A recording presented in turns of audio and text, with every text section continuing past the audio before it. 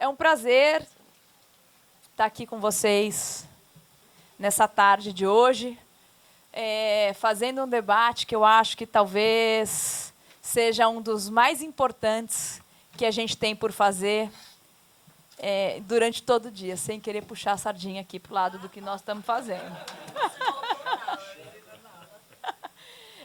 A gente vai discutir a criação, a formação e a integração de cadeias regionais de valor. Acho que esse é um tema muito necessário e importante, porque está na moda falar integração de cadeias de valor. Todo mundo quer falar desse negócio e ninguém sabe o que significa, de fato, a integração de cadeias de valor.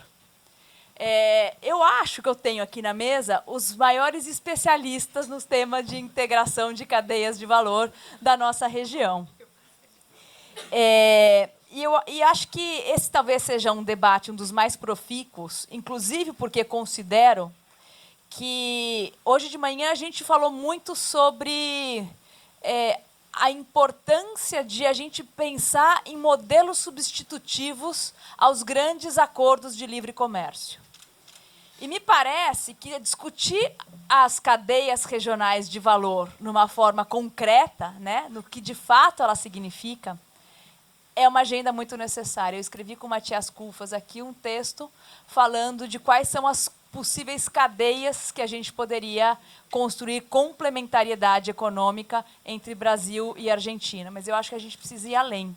A gente precisa pensar estruturalmente em uma conjuntura que, como também foi dito muitas vezes aqui por todos, uma conjuntura de nosso retorno ao século XIX, né? Retorno a um modelo muito primário, exportador, um modelo que todos nós competimos por poucos produtos agrícolas que a gente quer vender para a China. Então, é um prazer ter aqui grandes amigos, grandes parceiros, para fazer esse debate. A gente está em casa, e como a gente está em casa, eu queria convidar a nossa querida deputada federal, a nossa grande representante no Parlamento Nacional, para abrir a mesa, para fazer as primeiras palavras, Ana Pimentel, que tem feito bastante próximo esse debate, principalmente com um olhar a partir da saúde, agradecendo mais uma vez sua presença aqui com a gente. Ana, a palavra é sua. Obrigada pelo convite. É uma honra estar com vocês aqui. Enfim, participando também desse processo de consolidação, ao mesmo tempo do Congresso de Parlamentares Progressistas e fazendo esse debate. Eu estou super preocupada com a forma como você me apresentou, que você sabe que eu sou médica e doutora em saúde pública. Então, assim, estou me sentindo quase que... Mas, assim, nessa primeira fala, eu queria um pouco trazer, antes de entrar nos temas propriamente ditos que eu escolhi para fazer no segundo momento, a gente vai ficar naquele formato de 5 minutos e 5, né? Tá bem. Tá bom. Bom, então, primeiro, eu queria trazer 3 imagens que são muito emblemáticas do que a gente está debatendo aqui ao longo do dia todo, que, de um lado, é a pandemia, que muitas falas já trouxeram na parte da manhã, e a segunda, eu queria trazer as catástrofes ambientais que acontecem no mundo, mas que no Brasil a gente tem vivenciado de maneira muito intensiva. Eu sou de Juiz de Fora, vizinha aqui, apesar de ter feito minha vida acadêmica no Rio, eu sou de Juiz de Fora. A gente acabou de vivenciar uma catástrofe climática lá, das piores que já existiram na história do Brasil. E ao mesmo tempo, então, assim, com essas imagens, e Brumadinho e Mariana, que todo mundo conhece também, com essas imagens, a gente pensar um pouco de novo nesse lugar que nós, como país, estamos, e sempre falo que Minas acaba sendo o estado em que as piores catástrofes, efeitos das mudanças climáticas acontecem, e, ao mesmo tempo, é o estado que mais exporta minério, né? Então, é muito representativo e elucidativo do que se transformaram os nossos territórios. São territórios em que, de um lado, há uma exploração internacional e uma expropriação muito profunda, de outro lado, nós temos as populações vivendo em territórios sob risco, sob lama e desigualdade. Então, a pandemia foi muito emblemática. Eu fui secretária de saúde durante a pandemia e a gente vivenciou competição de uma cidade como uma cidade competindo para comprar ventilador com um outro país. Era isso que a gente vivenciou. E, ao mesmo tempo, a gente tem um cenário que a gente vive num país que é o terceiro país que mais forma doutores no mundo. Ou seja, a gente tem uma rede de universidade pública estruturada, articulada, uma rede forte, com muitas universidades públicas, com formação de doutores de alta qualidade, e especialmente na área de saúde, mas nós somos absolutamente dependentes da compra de insumos tecnológicos na área de saúde e medicina, e, ao mesmo tempo, temos o maior sistema de saúde pública do mundo. Então, nós temos, de um lado, politicamente, valores e concepções sociais que fizeram com que a população brasileira escolhesse ter o direito à saúde como um direito na nossa Constituição, e, de outro lado, pela nossa dinâmica produtiva, pelas escolhas econômicas, escolhas políticas, nós inviabilizamos o direito de se concretizar e se colocar. Então, eu acho que tem duas questões que eu vou, na próxima fala, que eu queria aprofundar um pouco mais, que é, de um lado, a gente pensar como, na nossa integração, nós queremos, de fato, que o valor dos direitos sociais, e que muitos deles o Brasil é, de fato, referência, seja um valor que se coloque como integração, porque nós temos também que fazer a integração das concepções dos valores e dos modelos societários que nós defendemos, e o SUS traz consigo um modelo civilizatório. E, de outro lado, como a gente consegue fazer, a partir do que nós temos, concretamente, a gente consiga articular essa rede de conhecimento para a gente produzir essa rede de conhecimento, que ela existe, que ela é real, e que uma parte dela depende dos governos, mas outra parte depende também das nossas iniciativas, para a gente produzir, de fato, uma experiência de integração do conhecimento. A integração do conhecimento, do desenvolvimento das tecnologias, do desenvolvimento e, ao mesmo tempo, tensionar, que aí que eu vou trazer, tensionar a questão das patentes como um aspecto central também para a gente elaborar como uma perspectiva regional, assim, porque nós naturalizamos a questão das patentes e deixamos esse tema como se ele fosse um tema dado, quando nós temos mecanismos de pensar, assim, de licenciamentos compulsórios, por exemplo. Por que a gente não pode fazer licenciamentos compulsórios na área de oncologia para garantir o acesso universal ao tratamento oncológico da América Latina? Isso pode ser uma escolha política, e nós temos que desafiar esse tema para a gente, mas isso exige escolhas políticas. Então, na próxima fala, eu quero falar um pouco mais sobre isso.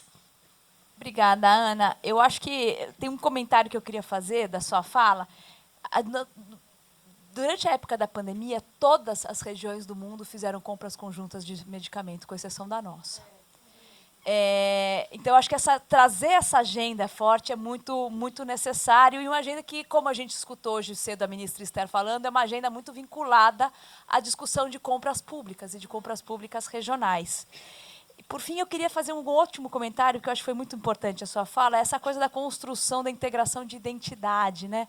Porque eu acho que essa é uma agenda muito necessária, especialmente porque a gente está no Brasil. E o Brasil é um país que acha que é autossuficiente por causa do seu tamanho, mas a gente vê que não é. Eu me lembro sempre de uma fala de um professor de história que me dava aula, que acho que me ensinou muito sobre integração de América Latina, que ele perguntava assim: fechem os olhos. Quem de vocês imagine um cidadão sul-americano? Aí, quem imaginou um boliviano? Aí uns 3 levantavam a mão. Quem imaginou um colombiano? Uns 4 levantaram a mão. Quem imaginou um argentino? Uns levantaram a mão. Quem se imaginou a si mesmo? E ninguém levantou a mão. Então, eu acho que essa sua agenda é muito importante. Muito obrigada. E eu queria, então, passar a palavra para o nosso querido amigo José Miguel Ahumada, que seguramente também de Chile, que viene aquí a compartir con nosotros desde Rumbo Colectivo y de tantos otros sombreros. La palabra es tuya. Voy a medir el tiempo. Bueno, bueno, primero que todo, muchas gracias a todas y todos por esta excelente organización. Realmente creo que este tema no solamente es urgente, sino que también hoy día se están abriendo ciertas ventanas que nos pueden ayudar a pensar un proyecto regional en un escenario bien diferente al que teníamos hace no más de 10 años atrás, por ejemplo. Yo creo que hay un diagnóstico compartido en todas y todos los que estamos acá de que América Latina está rezagada en términos de comercio intrarregional. No es novedad que el comercio intrarregional en la Unión Europea alrededor del 60% de su comercio, en el caso de Asia 50%, mientras que nosotros somos alrededor del 14-15%. No muy diferente a la situación de África, en el cual, sin embargo, han establecido paso hacia un regionalismo económico mucho más avanzado que nosotros hasta ahora, ¿no? El acuerdo de libre comercio de África hoy día está estableciendo no solamente nuevos espacios de cooperación regional, sino está incluyendo nuevas temáticas que tradicionalmente no aparecían o estaban restringidas por los acuerdos comerciales de los años 90 y 2000. Por ejemplo, no incluye mecanismos de resolución de controversia inversionista-Estado, está discutiendo normas de transferencia tecnológica. Entonces creo que si vemos las experiencias de las otras regiones, es claro que América Latina está considerablemente rezagada. Y esto es económicamente, pero también políticamente problemático, en un escenario en el cual las cadenas de valor son radicalmente geopolitizadas, por decirlo de alguna forma. Una región desarticulada abre la puerta para que establezcamos relaciones de valor completamente verticales con los inversionistas. En ese escenario, en el cual por un lado hay una ventana de oportunidad, pero también la amenaza de que se puedan aumentar las brechas productivas y financieras entre las regiones, bueno, la pregunta que tendríamos que hacernos es ¿qué hacer? ¿Qué tipo de agenda podemos empujar que podrían iniciar un proceso de regionalismo económico con el eje centrado en la industrialización? Y acá yo creo que hay ciertos puntos que podríamos discutir o que nos puedan servir de brújula para esa discusión. Yo voy a concentrar, son muchos más por supuesto, pero me voy a concentrar en 3 elementos que yo creo que son importantes. Los 2 primeros son, creo, más bien relativamente fácil políticamente hablando porque es la extensión o la ampliación de lo que ya estamos haciendo. Mientras que la segunda requeriría más innovación institucional. ¿Okay? La primera, yo creo que hay que consolidar mucho más la relación entre los bancos de desarrollo que tenemos en el sur global. La CAF, el BNDES en el caso de Brasil, el nuevo Banco del Desarrollo que ha empujado el BRICS, creo que ahí abre la posibilidad de articular una escala de inversión que pueda, por así decirlo, jugar de tú a tú con la banca del desarrollo que ha empujado la Unión Europea, con la banca del desarrollo chino. Ahí tenemos un espacio de crecimiento que, si bien existen hoy día nexos entre la CAF, el BNDES, también el nuevo Banco del Desarrollo, creo que ahí podemos crecer muchísimo más. Y ahí falta voluntad política, que es uno de los temas que salió en la presentación anterior. El otro tema es la acumulación de origen ampliada. Es un tema más técnico, pero la idea de poder tener un marco regulatorio que permita que el producto de América Latina aparezca Made in América Latina y no esta situación que tenemos hoy día en América Latina en el cual un país, digamos, exporta al otro y entra como producto extranjero con todos los mecanismos y las restricciones regulatorias que eso implica, limita institucionalmente la posibilidad de expandir el comercio dentro de la región. Estos puntos se pueden avanzar y están en muchos acuerdos comerciales. La idea sería homogeneizarlo entre las diferentes arquitecturas comerciales. Y el último punto, creo que es el más ambicioso, pero que hoy día lo están aplicando las principales economías con las cuales tradicionalmente nos comparamos, que es establecer alguna especie de convergencia regulatoria en torno a los mecanismos de transferencia tecnológica. No es novedad para nadie que en América Latina no tenemos reglas comunes para una visión pro desarrollo de la inversión extranjera. Hoy día lo que tenemos es una competencia entre países para poder atraer inversión extranjera, exenciones tributarias agresivas, ¿cierto? Estabilidad regulatoria por 20 a 30 años, vamos compitiendo entre países por ofrecer el marco regulatorio más flexible para la inversión extranjera, y eso abre la puerta a una carrera hacia la base, el race to the bottom, ¿cierto? Bueno, aquí yo creo que en base a la experiencia internacional, no solamente histórica, sino lo que lo está sucediendo hoy día, hay ciertos elementos mínimos que podría abrir la discusión en esta área. Yo creo que un primer punto son establecer o abrir la discusión para cláusulas mínimas de contenido local. Establecer pisos regionales en sectores estratégicos donde la inversión extranjera deba contratar al menos un cierto porcentaje de proveedores locales o regionales. Establecer joint ventures como condición de entrada a sectores estratégicos como la minería o los sectores, digamos, biotecnológicos. Si podemos establecer mínimos de coordinación en torno a esta agenda, vamos a poder impedir o ponerle grilletes a esta carrera hacia el fondo. ¿Okay? El segundo punto son obligaciones en torno al eje de transferencia tecnológica. Reglas comunes en torno a invertir en I+D como condición de entrada, obligación de licencias tecnológicas, capacitación obligatoria para la fuerza laboral local de la inversión extranjera.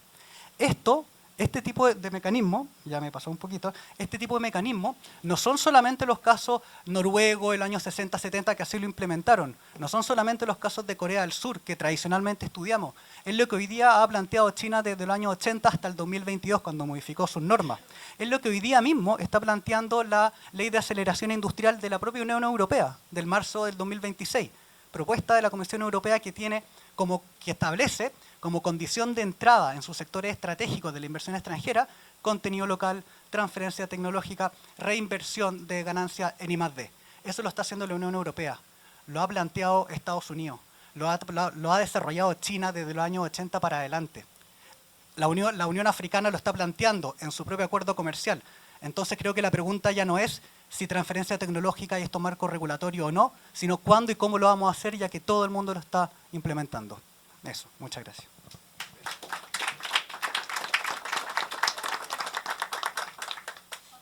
Gracias, José Miguel. Yo creo que esas son agendas súper fuertes, impactantes y necesarias para ahora, ¿no? Esa discusión de la inversión extranjera es brutal para todas nuestras economías, porque hay casi que un mantra sagrado de que si hacemos cualquier tipo de control, no van a entrar. Y siempre que uno mira, nunca ha disminuido la inversión extranjera directa en nuestras economías, aparte que hay toda una discusión sobre el sistema de juzgado de eso, que es brutal. Brasil no participa, pero todos los países de la región participan de eso.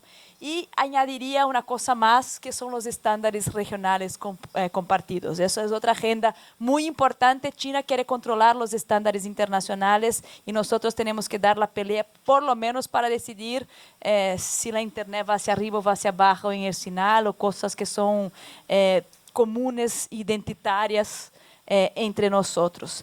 Gracias. Le paso a palavra a Rafael. Passo a palavra ao Rafael. Rafael é economista-chefe do IED e diretor e secretário. É um grande economista brasileiro que discute política industrial há muito tempo e acho que vai ser um prazer escutá-lo. A palavra está com você, Rafael. Bom, obrigado, Verena. Obrigado ao convite por estar aqui. Obrigado a todos os presentes. Eu vou abandonar minha apresentação, tá, Verena? Porque eu entendi o recado. E aí, depois, à medida do necessário, a gente pode voltar, olhar alguns dados, se for o caso. Bom, Verena, quando apresentou a mesa, ela mencionou, né, o tema que é a integração de cadeia de valor, né? Eu vou me furtar de trabalhar, de abordar a cadeia de valor, porque eu acho que é o tema da próxima mesa, e vou ficar com a palavra integração, né? Então, no fundo, para ter cadeias de valor regionais, precisa haver integração, né? A integração, a meu ver, tem dois eixos importantes. Um, como o José mencionou, a harmonização regulatória, né? Onde acho que os acordos comerciais e acordos de investimento são mecanismos importantes, né, para a gente chegar a um acordo sobre regulações harmonizadas, ou pelo menos compatíveis e traduzíveis, né? E o segundo eixo é, no fundo, né, da estrutura econômica, né? E aí temos infraestrutura, e uma infraestrutura, né, transfronteiriça que permita o fluxo de mercadorias, né, sem perda, evidentemente, de competitividade, e o próprio setor industrial, né, que no fundo é o grande motor da integração econômica, de uma melhor integração de um país ao comércio mundial, é por meio de cadeias industriais, né? Cadeias de valor são cadeias essencialmente industriais, né? Bom, dito isso, dois temas, né? Infraestrutura de um lado e indústria do outro. Eu acho que a gente tem um grande problema a lidar, e a minha preocupação é que esse problema saia da esfera geoeconômica e se traduza em conflitos adicionais regionais e internos dos países, né? Que é a China, né? A China tem um papel... A gente sabe, por exemplo, que o comércio intrarregional da América Latina sempre foi muito abaixo, né, de outras regiões do mundo, né? O problema é que, desde a crise de 2008 e 2009, isso que já era pequeno, né, vem se reduzindo ainda mais. E o grande fator explicador é o comércio com a Ásia, sobretudo, né, com a China, cujos fluxos de comércio são altamente assimétricos, né? Ele, na verdade, recoloca nas condições contemporâneas um padrão de comércio centro-periferia, né? A gente importa, basicamente, manufaturados de alta intensidade tecnológica, ou melhor, cada vez mais de maior intensidade tecnológica, e a gente exporta commodity e, no máximo, alguns elos iniciais de processamento industrial dessas commodities, né? Então, desse ponto de vista, a China ela, vamos dizer, bloqueia um dos vetores de maior integração, que é o adensamento industrial da região, dentro de cada país e entre países, né? Por outro lado, tem um papel duplo, né? A gente olha os jornais, praticamente semanalmente, a reportagem sobre o aumento de investimentos chineses, sobretudo em infraestrutura, né? Dada a nossa relativa incompetência de priorizar investimentos de infraestrutura e materializá-los, né, falando do Brasil por razões internas, né, a gente vê o investimento direto, né, sobretudo chineses, como um grande salvador de adensar ou de reduzir os gargalos de infraestrutura nosso, né. Então, desse ponto de vista, seria uma contribuição positiva à integração regional, como, por exemplo, né, um corredor bioceânico, que é o que tanto está aí em tela, né. Eu sempre gosto de apontar, né, que a linha férrea que te leva a soja te traz, né, chips e monitores e todos os equipamentos eletrônicos. Então, não deveriam ser vistos investimentos neutros desse ponto de vista, né. Minha preocupação adicional é o seguinte, né? Então, a gente tem um grande imbróglio, né, um grande bode na sala da integração latino-americana que se chama China, atualmente, né?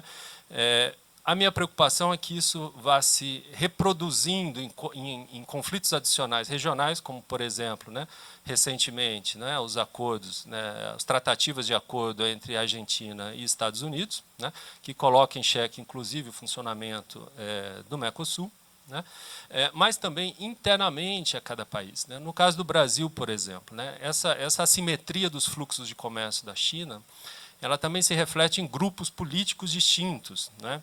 Então, praticamente tudo que o Brasil exporta para a China é produto primário, né? A China representa um pouco mais da metade de todas as exportações de primários que o Brasil exporta, né? E isso faz, então, com que, né, setores econômicos e sua representação política associado a commodities agrícolas e extrativas, né, defendam um alinhamento pró-China. Óbvio que a conversa é mais complexa do que isso, mas eu acho que é um fator importante a ser mencionado. A indústria, por outro lado, ela tem relações mais diversificadas com o restante do mundo, né? Você precisa somar, né, Estados Unidos, União Europeia e a LAD para chegar a 50% das exportações de manufaturados, né?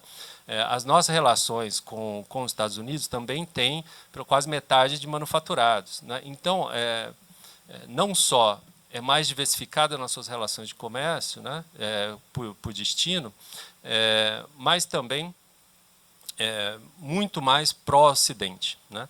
Tanto é que o IED é uma instituição de estudos, mas, né, financiada, como muitos aqui sabem, os que não sabem, é um instituto de estudos, né, da indústria, de empresários industriais brasileiros, né, e a aderência, não é, a uma ordem pró-Ocidente é muito mais clara do que pró-China, dadas as dificuldades de competitividade frente à produção industrial chinesa, né?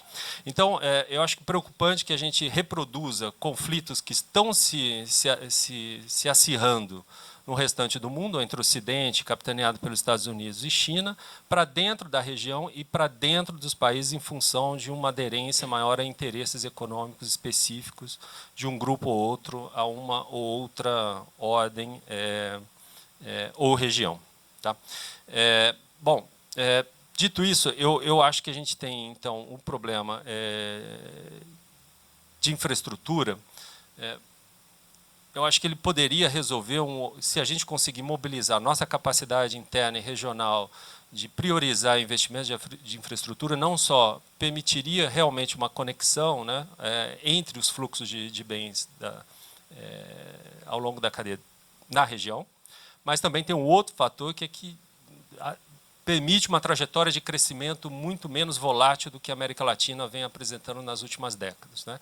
A gente sempre tem que lembrar também que o mercado regional, intrarregional da América Latina, ele é um mercado muito pequeno e, consequentemente, menos interessante do ponto de vista das empresas. Não tem uma renda per capita alta, ou seja, não tem mercados relativamente diversificados, exigentes em qualidade, capazes de absorver, né, inovações. Então, já não é elevado, tudo bem. Mas também não cresce muito, né, porque outros mercados outros mercados emergentes, embora não tenham renda per capita elevada, pelo menos crescem a velocidades muito mais altas do que a gente, o que permite também, cria um atrativo também para o setor privado e para as empresas para se acoplar dentro desse processo. Evidentemente, o jogo aí, tudo é uma questão de competitividade, né? Infraestrutura, entretanto, permitiria uma trajetória mais sustentável de crescimento, inclusive alargando um pouco esses mercados para a indústria e para o setor privado de uma forma geral. Então, eu acho que esses dois temas são importantes, inclusive porque, né, a infraestrutura ela vai também gerar demanda e comanda para o setor industrial, fortalecendo as cadeias industriais internas e entre países. Verena, eu vou parar por aqui e a gente retoma depois. Muito obrigado.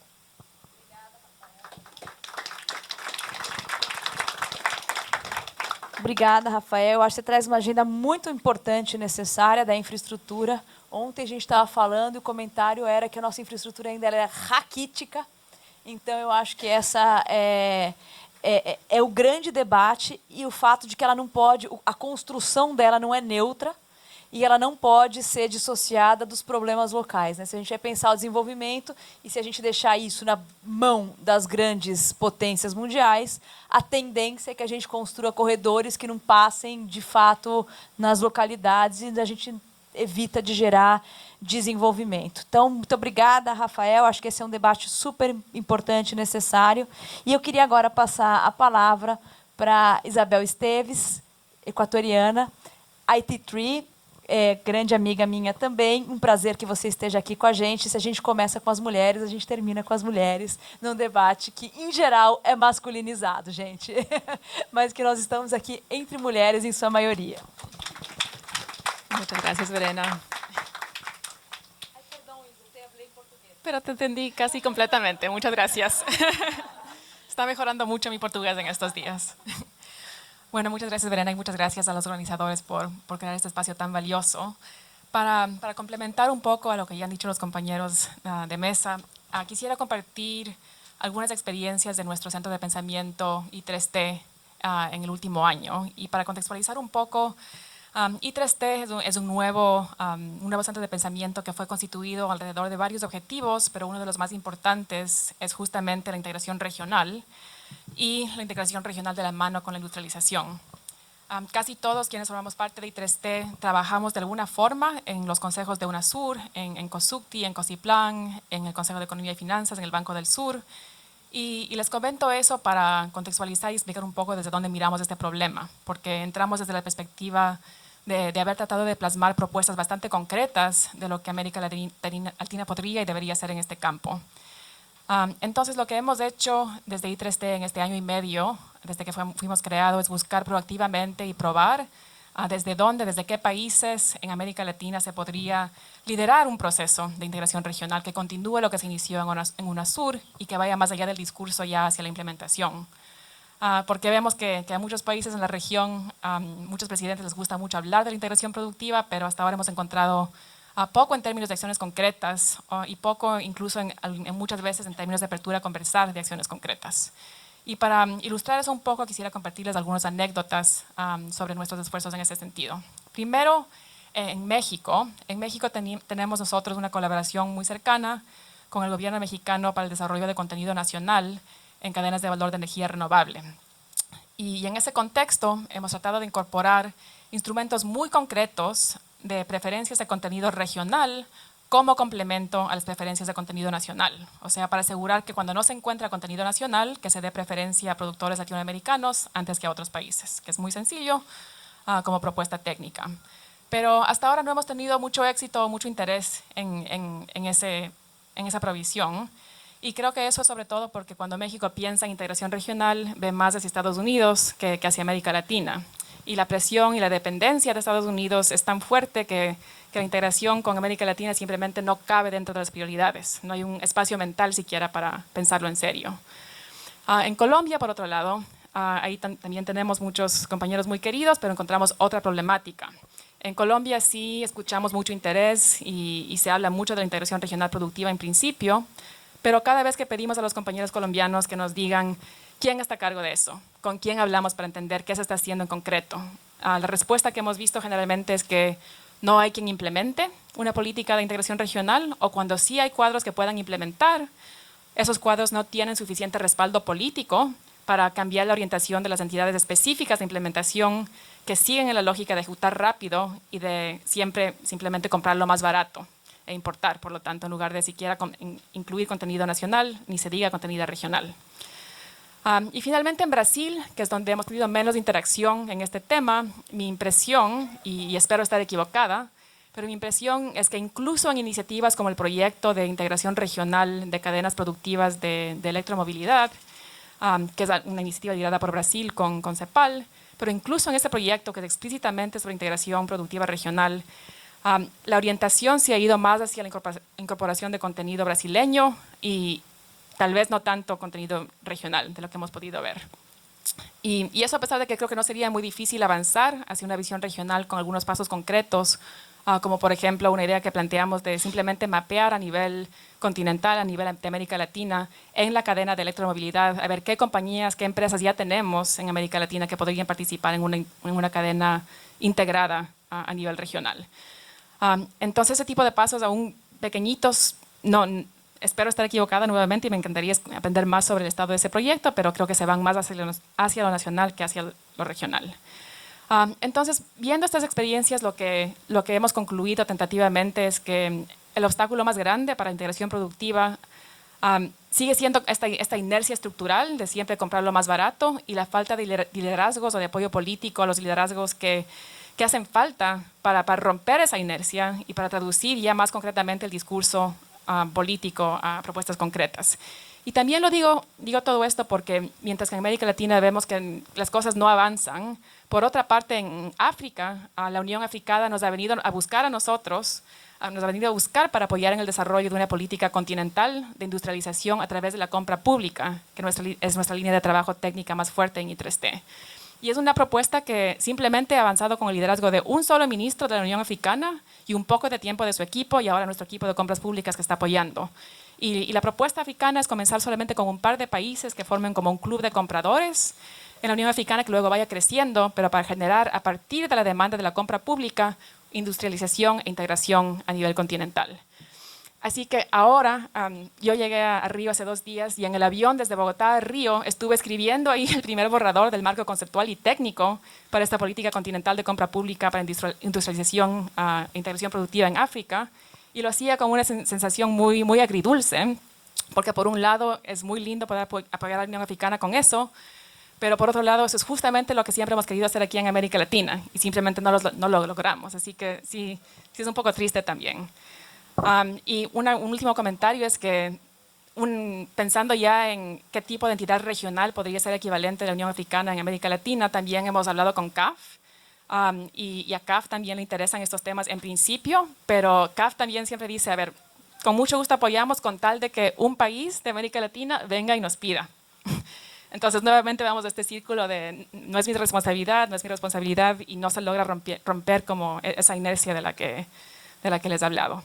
Ahora esta mañana, gracias a este espacio, pude hablar con la ministra Esther Dweck, le conté un poco de la experiencia africana. Vamos a hablar la próxima semana, a ver si tal vez puede haber una colaboración ahí entre la Unión Africana y América Latina para ver si también se inspiran un poco de lo que están liderando los compañeros allá.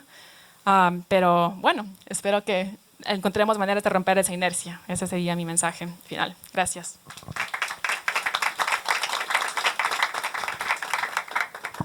Graças, Isa. Eu acho que esse debate que você traz ele é absolutamente central, por duas razões. Primeiro, porque o mundo tem olhado para a região de uma maneira muito mais encurtada, né? Cadeias no mundo, as cadeias estão ficando mais curtas, mais seguras, tal, e de maneira que a própria região ganha uma dimensão importante nesse contexto.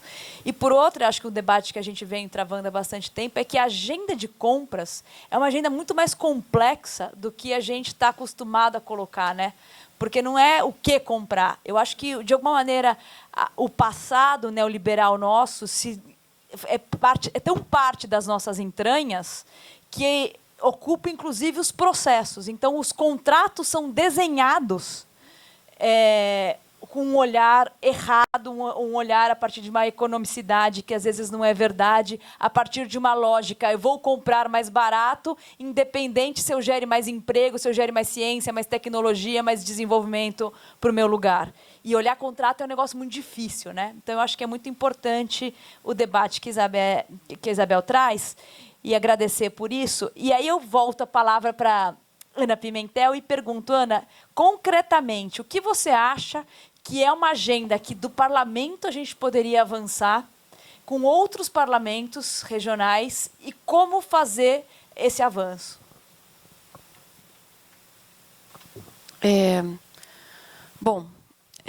Primeiro, do ponto de vista dos temas que foram colocados aqui na mesa, tem uma grande pergunta que fica o tempo todo a ser respondida, que pela manhã também foi colocada, que é isso: quem produz a integração, né? Quem produz a integração. E aí, dentro de todos os temas que foram debatidos, uma coisa eu fiquei pensando e que eu acho que, de fato, nós temos que colocar os nossos parlamentares para debater os marcos regulatórios que nos permitam avançar na integração. Esse é um tema que, pela manhã, também já foi colocado e que eu acho que a gente tem condições objetivas de avançar quando a gente entra nos temas específicos. E aí nós precisamos escolher alguns temas, algumas áreas, porque, diante de tudo que é possível ser feito, a gente precisa encontrar aqueles que é possível a gente avançar em torno de consensos que podem ser produzidos. E aí, assim, tem uma experiência brasileira que eu quero colocar e acho que que é uma das potencialidades muito debatidas e que acho que a gente tem condições de avançar, que é exatamente no complexo médico-industrial e como a gente integra isso na nossa rede de conhecimento a partir das universidades da América Latina como um todo. Porque o que acontece hoje é que os nossos pesquisadores, eles fazem pesquisa de qualidade, de ponta, são bem formados, mas o conhecimento deles está produzindo patentes de empresas que não estão no nosso continente. Então, a gente precisa fazer escolhas de articulação de produção científica dentro das escolhas estratégicas que nós queremos fazer para o nosso continente. É por isso que, no meu entendimento, isso tem que estar colado com a defesa do acesso à saúde e fazer escolhas dentro dessa grande concepção do acesso à saúde, de quais as pesquisas nós queremos desenvolver e, ao mesmo tempo, acionar. Eu acho o exemplo da Fiocruz muito emblemático, muito paradigmático, porque a Fiocruz produz ciência, tecnologia e ela produz as vacinas, os imunizantes. É um dos exemplos. Então, é possível a gente, a partir de escolhas, e aí por isso eu acho que é muito estratégico também a gente ter um encontro com governo e parlamentares e sociedade civil, e que a gente possa produzir esse encontro, sabe, Verena, assim, de escolhas estratégicas que estão dentro da nossa governabilidade, que é possível a gente avançar.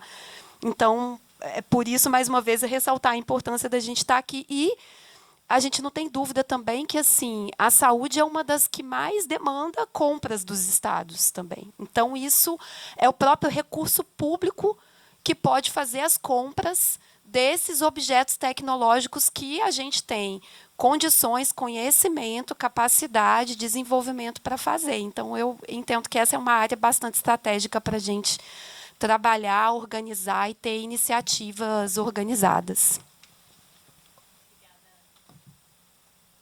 Miguel, bueno, ¿qué tipo de diálogos entre los países hay que existir para que tu agenda propuesta se presente?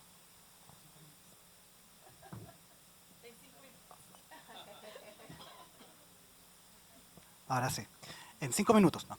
Yo creo que, a ver, este tipo de proyectos tiene un tema fundamental, la posibilidad política de poder consensuar Ahora sí, se escucha bien.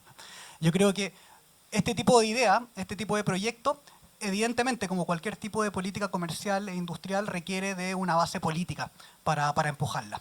Y eso es un terreno que yo creo que uno de los déficits que hemos tenido es de que hemos tenido un diálogo muy todavía poco desarrollado con sectores industriales, con sectores exportadores en América Latina, con los sectores industriales, por ejemplo, en mi caso, en el caso de Chile, que exportan bienes manufacturados a Bolivia, a Perú, también a Argentina. Yo creo que esos sectores son potenciales que pueden irradiar progreso técnico, pero que tienen poca participación política y hay que activarlos con un proyecto en esta línea.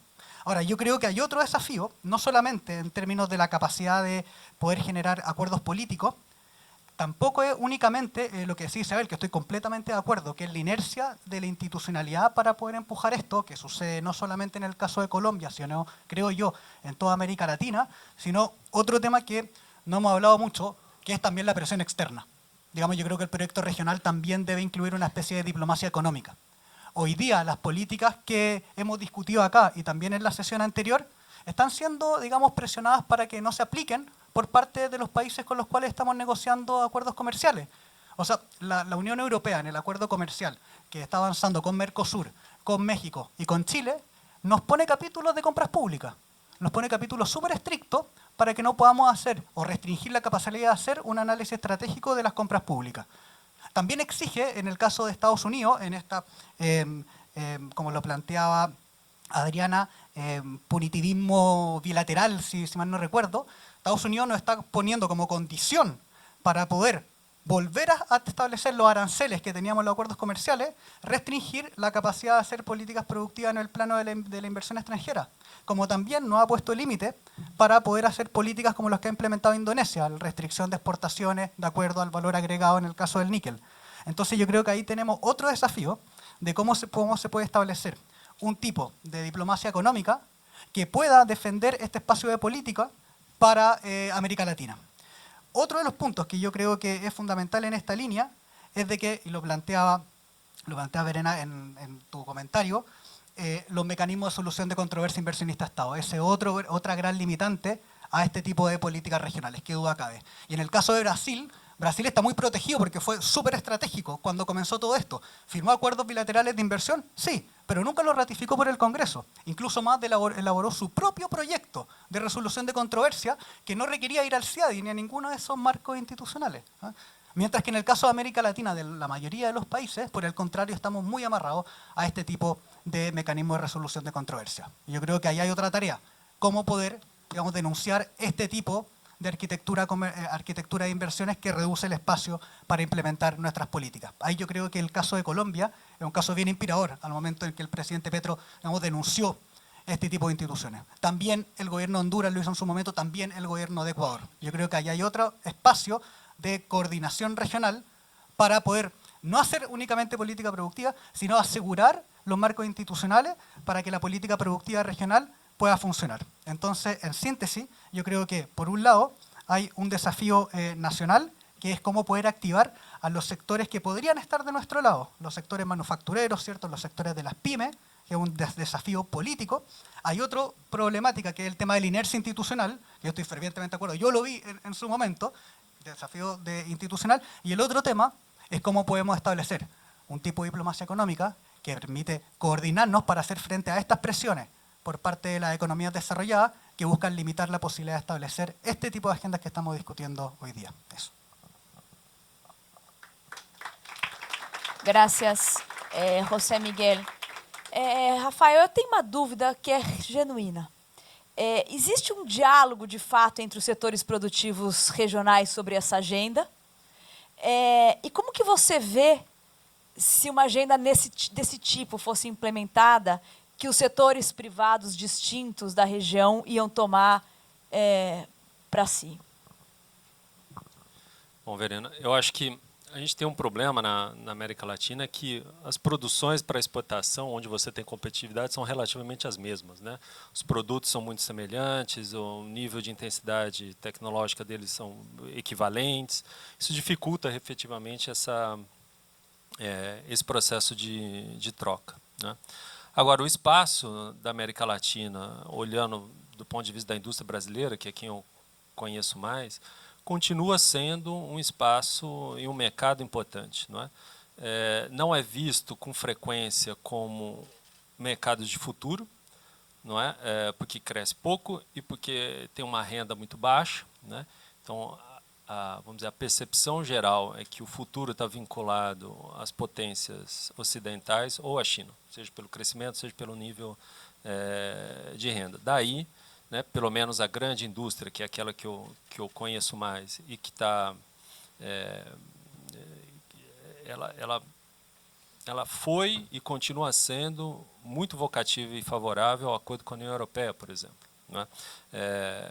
Embora não abra mão de defender a importância do Mercosul, mas é aquilo, a dificuldade da gente avançar na integração, mesmo via a Mercosul, né, não necessariamente a América Latina como um todo, também é um sinalizador de que por aí não vem muito mais coisa, né? E aí os setores vão buscando, as empresas vão buscando mecanismos de você adentrar esses outros mercados. Exemplo disso é que muitas dessas empresas, por exemplo, que estão no meu conselho, têm ou filiais ou unidades de P&D fora do Brasil, né? Em geral, Estados Unidos, Canadá e Europa, né? A Ana estava mencionando a questão de medicamentos, mas é uma forma de você, vamos dizer, se valer de arranjos regulatórios superiores do ponto de vista de acesso a mercado, né? Isso já lhe permite uma rentabilidade do seu esforço de inovação, já atender no mercado bem grande, como os Estados Unidos ou a União Europeia, né? Ou, né, filiais na Ásia, né, para você, na verdade, absorver uma competitividade que você consegue obter lá, né? Então, se a gente pega nas últimas décadas, né, inclusive, vamos lembrar, com alguma ajuda pública brasileira, né, algumas empresas, né, nossas grandes empresas industriais, as poucas, né, que cabem na palma de uma mão, né, seguiram o processo de internacionalização, né? Em parte, isso envolve a América Latina, mas não apenas, né? E eu diria que mercados maduros e mercados de alto crescimento são agendas, são destinos importantes para estar presente, né? Isso coloca realmente um desafio do ponto de vista da articulação privada, né? Agora, sem as sinalizações adequadas do setor público, também fica difícil você achar que o setor privado... Na verdade, alguns até estão esperançosos com uma integração, vamos dizer, perniciosa, que é transferir unidades produtivas para o Paraguai, por exemplo, né? É uma boa notícia para a integração latino-americana, né? Mas pelas razões erradas, né? Vamos dizer assim. Mas é isso. A minha preocupação é que a presença exponencial da China na região e a escalada da tensão geopolítica entre Ocidente e China fragmente do ponto de vista das indicações de políticas de integração desse mercado e a América Latina se torne um potencial mercado de redução de custos do setor privado. E, desse ponto de vista, integra, mas integra de uma forma errada ou não desejável.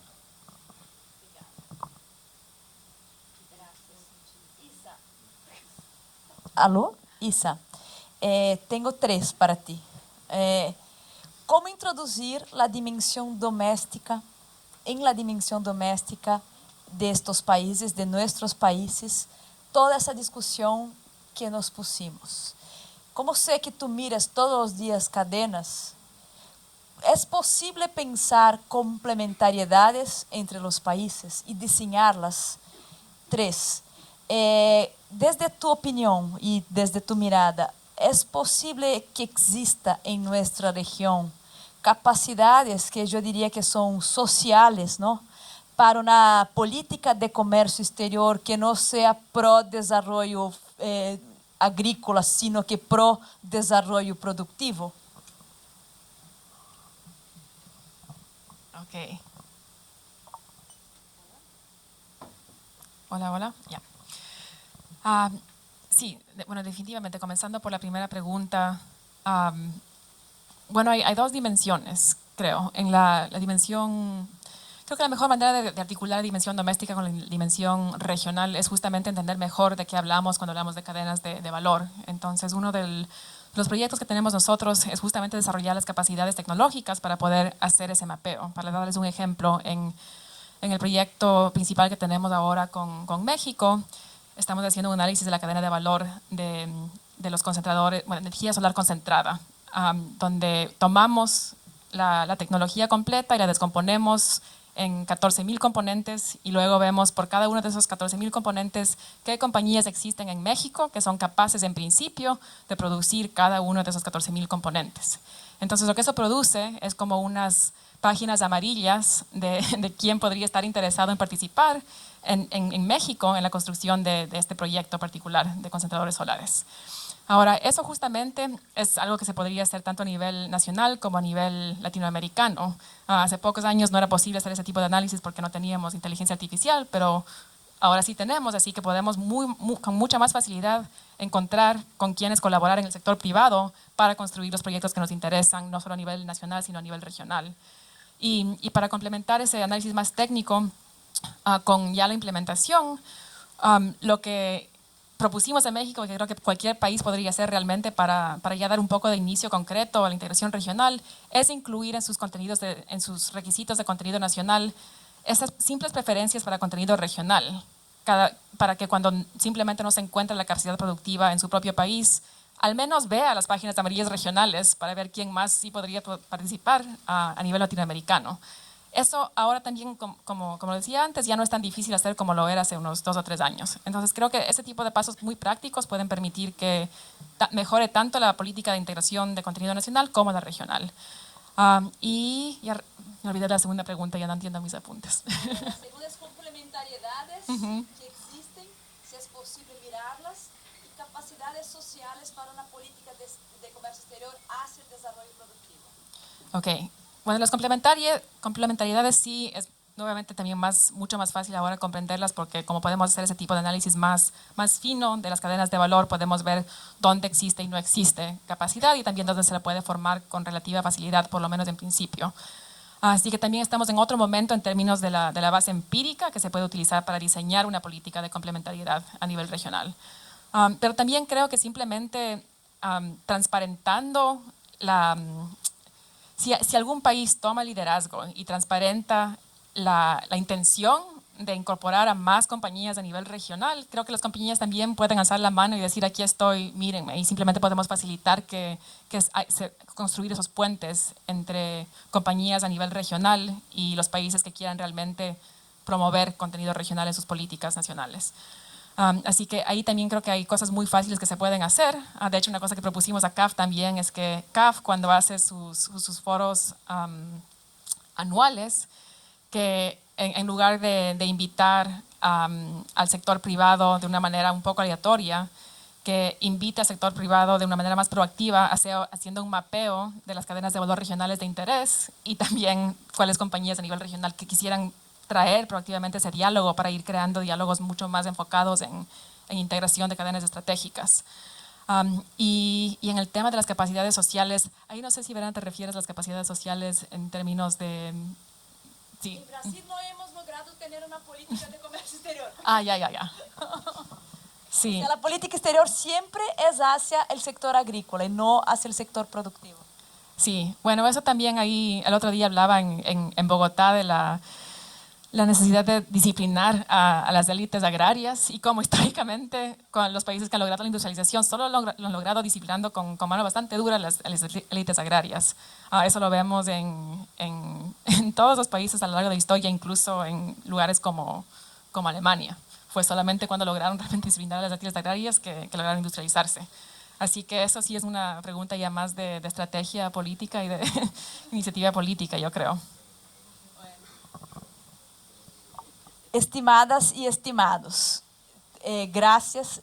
Tenemos 5 minutitos más, pero quisiera que ustedes hagan sus comentarios finales sobre ese tema.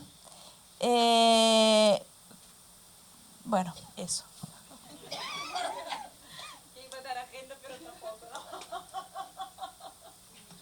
Bueno, Ana, por favor, seus comentários finais.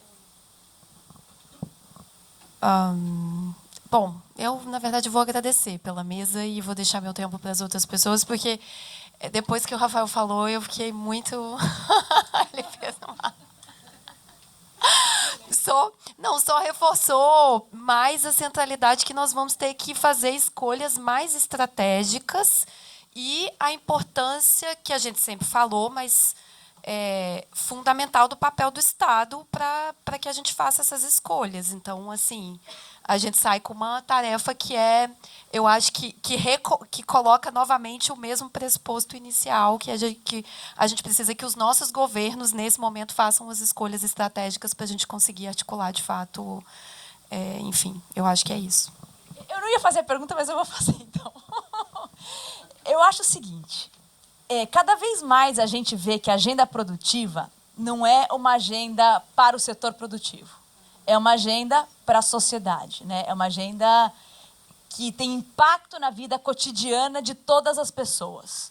Seja, assim, as pessoas não conseguem enxergar que quando tem um subsídio, e o subsídio é o dinheiro de todos nós, que vai para isso é um impacto muito necessário. Por exemplo, que a gente consegue, por causa de um subsídio, fazer uma vacina e, por isso, vacinar as pessoas, né? E eu acho que como a gente desenha essa política de integração produtiva e pensá-la a partir dos grandes problemas sociais que a gente tem, é uma agenda muito importante. Então, quando a gente fala, por exemplo, do problema de justiça, do problema de segurança pública que nós temos, isso é também um problema produtivo. Porque a gente não tem o software, a gente não tem o hardware, a gente não tem os dados, a gente não tem nada para resolver o problema da segurança pública. Assim como todos os outros problemas que a gente tem, qualquer problema que a gente consiga olhar, eu acho que a gente tem uma olhada que é de produção. E é de produção que passa por conteúdo nacional, que passa por acordos que a gente faz com os nossos vizinhos, pela decisão de com quem fazer. Porque a gente tem uma lógica da política social na qual nossos governos são bons de fazer, que é entregar, por exemplo, o máximo de casa possível. Só que essa lógica necessariamente entra em conflito com a lógica produtiva, que é talvez entregar menos casa, e entregar com mais emprego, mais geração de renda, mais ciência, mais tecnologia. E aí a agenda da compra pública e da capacidade estatal é muito importante. Então eu queria deixar como última pergunta para vocês, levantada a bola aqui, como a gente pensa uma agenda que é produtiva, mas com impacto social para a nossa região? Desculpa.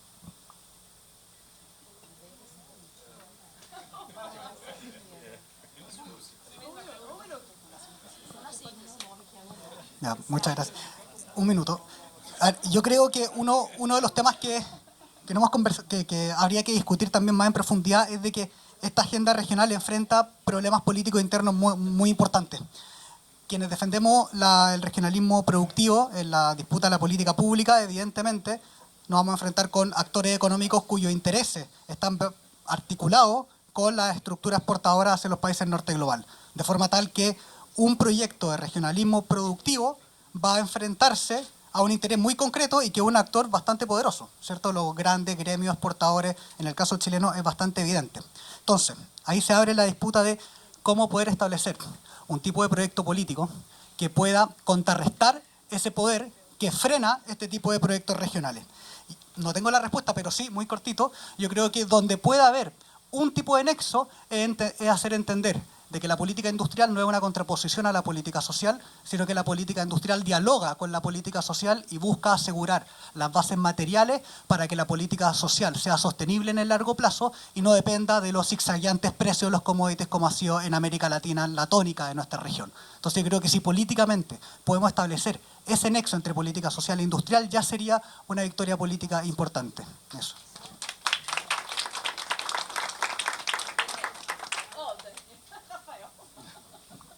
Daniela, Rafael. Verena, desde as nossas conversas lá em Brasília, eu acho que, enfim, concordo com você e eu acho que alguns problemas são muito próprios da América Latina, né? Além da informalidade, né, questões de segurança e principalmente a mobilidade ou, de forma geral, a qualidade de vida nas nossas cidades, né? Eu acho que isso nos une une nossas prioridades, ou deveria unir nossas prioridades, né? Uma agenda de desenvolvimento industrial em torno desses temas é intensiva em infraestrutura, né? E uma infraestrutura que não deve ser a mesma infraestrutura que temos até então, né? Mas de uma forma mais inovadora, mais responsável do ponto de vista ambiental e de forma a gerar resiliência para os desafios climáticos que vêm por aí. Parte desse processo, ao colocar a infraestrutura como um eixo, como vamos dizer, um vetor importante para uma política industrial no Brasil ou na América Latina, a gente tem players, né? Já tivemos mais, é verdade, mas temos cadeias em torno daquilo que a infraestrutura mobiliza, né? E a gente pode conectar, além de cidades, né, zonas produtoras, né? Eu acho mais fácil ou mais justificável, dentro da mesma lógica, né, de priorização da infraestrutura, a gente associar, né, soluções de nossos problemas urbanos e maior integração do território nacional e do território latino-americano.